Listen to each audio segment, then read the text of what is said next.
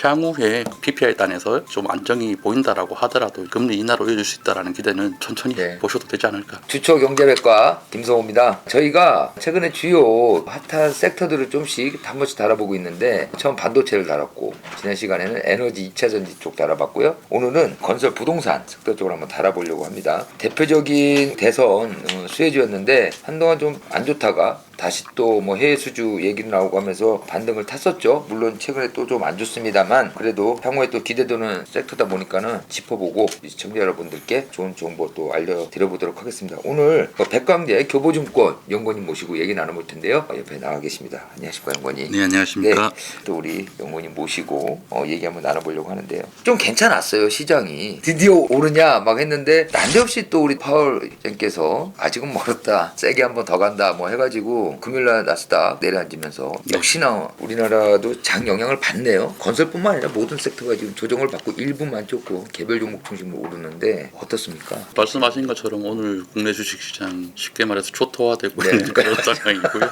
사견이라는 측면에서 이제 말씀을 드리자면 인플레라는 것이 한번 발생을 하면 쉽게 꺾이는 것이 아니고 역사적으로 봤을 때는 항상 인플레는 조금 경제 위기로 마무리된 측면들이 있기 때문에 물론 뭐 중간에 아직까지 위기에 빠진 상태는 아니기 때문에 뭐 정부라든지 국제공조라든지 어떻게 통해가지고 이 위기를 어떻게 극복할 것인가에 대해서는 답은 나와 있지 않은 상황입니다만 쉽사리 이제 너무 긍정적인 방향으로 전망을 하는 것은 어쩌면 좀 위험하지 않나 전망하고 있습니다.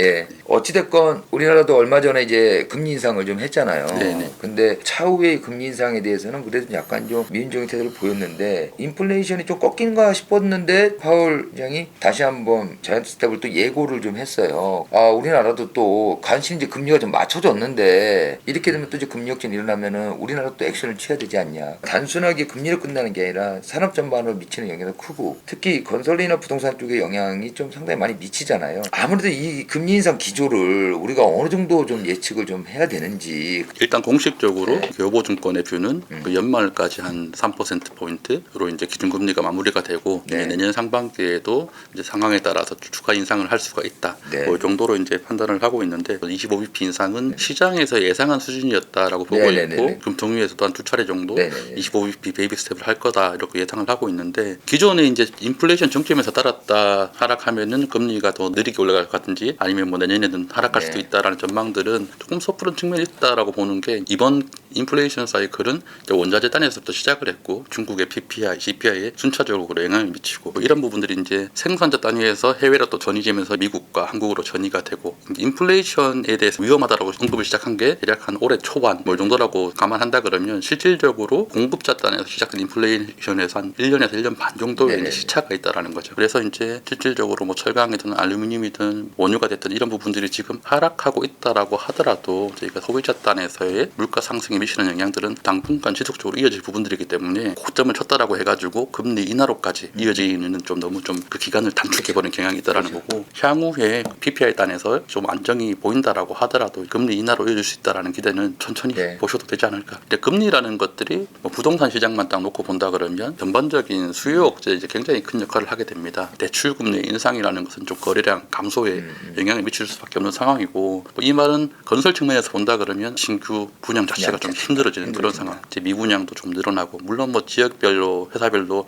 차이점은 있겠습니다만 이게 지금 현재 시점에서의 전반적인 거래량 감소에 미치는 가장 큰 요소 중에 하나가 이제 대출금리다라고 보시면 될 것 같고요. 그래서 공급으로 부동산 가격 잡는다 해가지고 공급 쪽에 많이 신경도 쓰고 했었는데 이런 상태에서도 공급까지 늘어지면 기존은 더 힘들 것 같은데 어쨌든 간에 윤석열 정부가 얼마 전에 처제 부동산 대책 발표를 이제 했잖아요. 일기 신도시 뭐 재정비도 하겠다, 종부세 문제 등등으로 좀 많이들 사회적 갈등이 있었는데 계획만 있고 구체적인 액션은 빠졌다. 뭐 이런 얘기들도 많이 있었잖아요. 집권가에서 보는 대책에 대한 어떤 평가는 어떻습니까?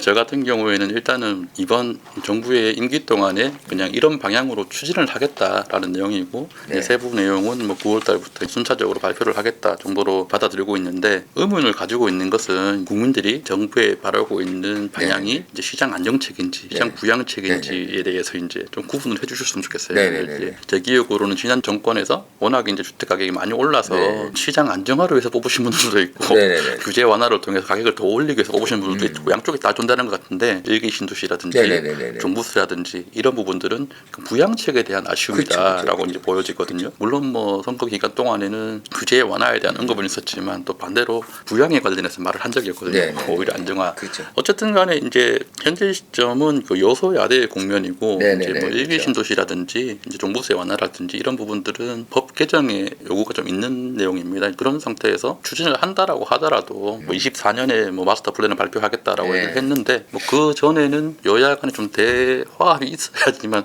통과할 수 있는 내용이라는 거죠. 일기 신도시와 같은 부분들은 용적률 자체가 압구정이라든지 목동이라든지 이런 서울 시내의 재건축 단지들보다 조금은 높여 있는 상황들이고 네. 뭐 실질적으로 1대1 재건축이 아니면 그 현재 용적률 하에서는 뭐 재건축 추진 자체가 조금 힘든 경향이 있는데 좀 좋은 일기 신도시 위치에 입지해서 이쪽 용적률을 늘린다라는 말은 인구가 유입된다는 말이고 네네. 뭐 그런 측면은 여야를 떠나가지고 타 지역의 국회의원들이 과연 동의를 할 수 있는 내용인가 뭐 이런 부분에 대해서도 다각적으로 고민을 해야 된다는 부분이고 그런 부분들에 대해서는 좀 더 정치권에서 좀 정치적으로 화합해서 해결해야 될 필요가 있겠다 이렇게 생각을 하고 있습니다.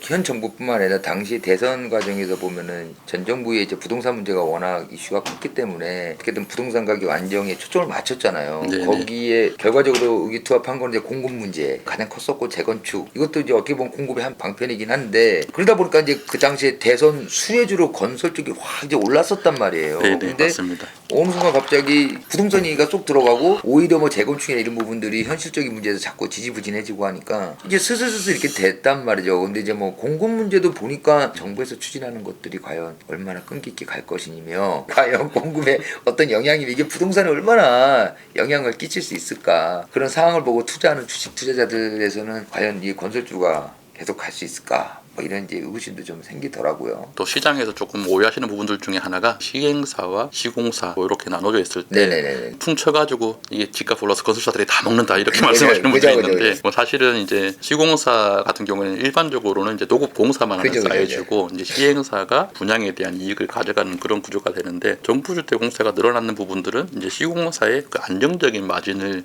이어진다는 측면에서는 충분히 호재일 수 있겠습니다만 이런 시행의 시공을 다 하는 경우에 미분양이 늘고 공급이 과잉이 되면 마진적인 측면에서 굉장히 안 좋아질 수도 있는 부분이 있기 때문에 네, 그런 부분들은 호재다라고 할 수는 없고 뭐 사실 시장이 꺾인다라고 하면은 민간 주도의 사업은 조금 딜레이 될 가능성이 더 높다 이렇게 보고 있습니다. 당초의 정책대로 그대로 간다고 하면은 건설사일 때 뭐 나쁠 건 아니죠. 문제는 여기 하나 이제 변수가 생긴 게 최근에 이제 원자재 가격들이 엄청 올랐잖아요. 여러 가지 반발들이 이어지고 있는데 그런 걸로 이해하면 아무래도 이제 건설업계는 수익성이 떨어질 수밖에 없는 이제 상황이 발생을 하는 거고요. 향후 뭐 이제 분양가 상승 뭐 등등 해서 주택 사업까지 영향도 줄 수 있을 것 같다는 생각도 들고 이런 것들이 지금 원자재 가격 상승이 아무래도 건설사나 이 건설업종 관련주들에 상당히 좀 영향을 많이 주고 있는 거는 사실이라고 좀 볼 수 있을까요? 네, 일단 올해 상반기와 길게 봤을 때 이번 3분기까지는 네. 좀 영향을 미치는 이슈다라고 생각을 네. 하고 있고요. 조금 다행스러운 것은 시멘트 레미콘 같은 경우에는 연간 협상이 끝난 상황인데 실질적으로 한쪽 축이라고 있는 철강이나 철근제와 네, 현재 네. 그쪽의 인플레이션 같은 경우에는 좀 굉장히 많이 완화가 되고 네.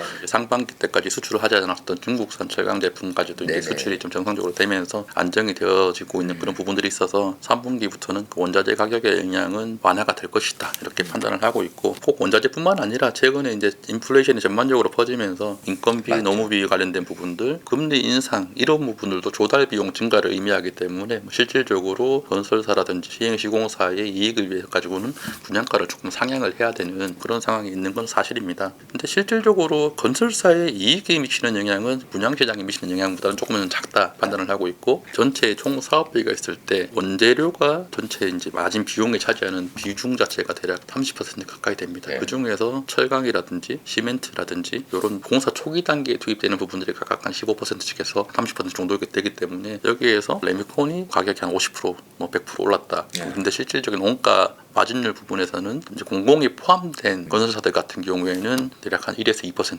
왜냐하면 공공은 에스컬레이션 조항이 있어서 물가 인상 부분을 제공을 받거든요. 네. 그런데 이제 시행 시공을 동시에 하는 그런 건설사들 같은 경우에는 4에서 5% 정도까지 영향을 받더라라는 거고 그렇기 때문에 올해 실적은 연초 대비해서 봤을 때는 전반적으로 조금 둔화가 되는 부분이 있습니다. 그런데 이게 원자재 가격 자체가 안정이 되고 민간 분양가 상한제의 분양가 요구를 조금 완화시켜서 네네. 뭐 그것까지 영향을 같이 받는다 그러면 나면 다시 스프레드가 4분기 정도부터는 개선될 여지가 있다라는 거죠. 그 다음에는 건설사들이 얼마나 분양성이 좋은 지역에 적정한 분양가로 분양을 할 수 있는 여력이 되느냐 뭐 이런 부분들이 향후 실적의 성패를 좌우할 것이다라고 보고 있고요. 어쨌든 원자재 가격, 금리, 미분양 여러 가지 등등이 겹쳤지만 최근에 조금 괜찮은 소식이 다 들린 게 이제 해외 수주 쪽 얘기가 좀 많이 들리잖아요. 이런 것들 때문에 그런지 몰라도 최근 한 달 새에 건설업종 지수라든가 건설 ETF도 마찬가지고 좀 수익률이 괜찮아요. 이 해외 수주 모멘텀이 더 갈 수 있을지 가능하다라고 보고 있고요. 네네. 단지 이제 주가가 오르는 건 테마성이 강하다라고 이제 보고 있고요. 뭐 실질적으로 중동 시장이 좋아지는 부분은 있고 국제 유가가 80불 이상을 유지를 시작한 지가 대략 한 네네네. 2년 정도가 됐어요. 네네네. 이제 결국은 중동의 산유국들 같은 경우에는 그 유가 자체가 재정의 자립도라든지 투자 여력 이런 부분들을 의미하는 부분이기 때문에 유가가 초기에 올랐을 때는 이게 얼마 정도 유지가 될까 뭐 이런 부분들 때문에 이제 투자 판단을 내리기가 쉽지 않은데 최종 투자 판단을 하는데 한 1년 정도가 걸리고 그게 이제 발주로까지 이어지는데 대략 한 1년 정도가 걸려서 2년 차부터는 일반적으로는 이제 해외 수주가 이제 늘어나는 경향들이 있습니다. 뭐 그렇기 때문에 시기적으로 봤을 때 이제 올해 한 4분기 정도가 되면은 뭐 실질적으로 발주가 늘어날 것이다. 근데 이제 이런 부분들이 현재 시점에서의 주가 흐름을 움직이는 그 부분들은 조금 테마성이 강하고 여기에서 발주가 올해 말부터 이어진다 그러면 수주 같은 경우에는 이제 내년 하반기 정도는 돼야지 이제 좀 늘어나는 수주가 생길 거예요. 뭐 그게 또 수주를 한 이후로 실적에 쌓이는 부분들은 또 2년 뒤라는 거죠. 그렇기 때문에 이게 물론 시장 상황을 좀 더 고려를 해야 되겠지만 내가 너무나도 저가다라고 생각하는 수준이라면